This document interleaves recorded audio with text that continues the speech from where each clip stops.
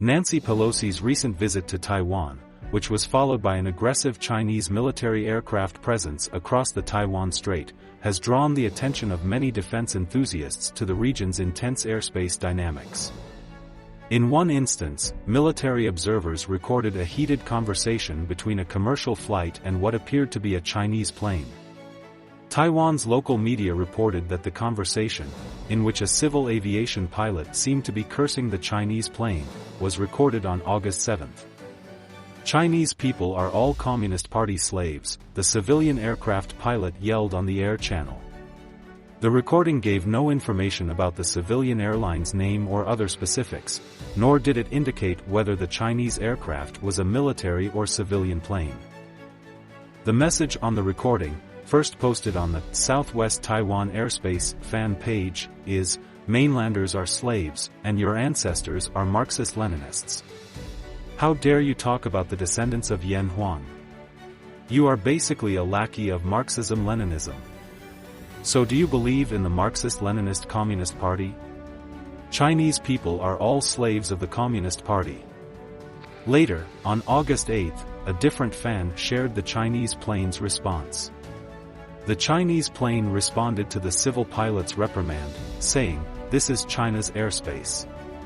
Taiwan is a part of China. I have the right to move around here. You have no right to interfere."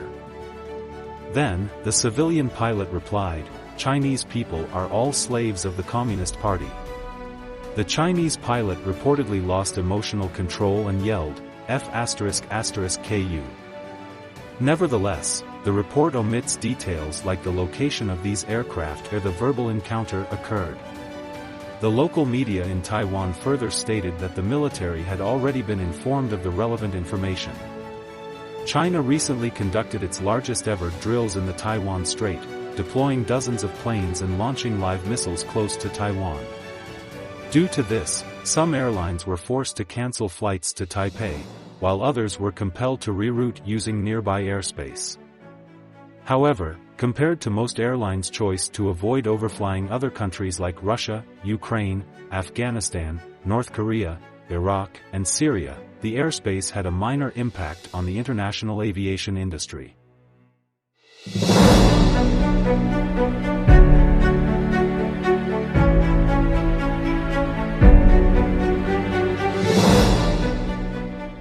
China has been conducting aggressive military drills, and many experts have asserted that Beijing could be practicing an invasion of Taiwan.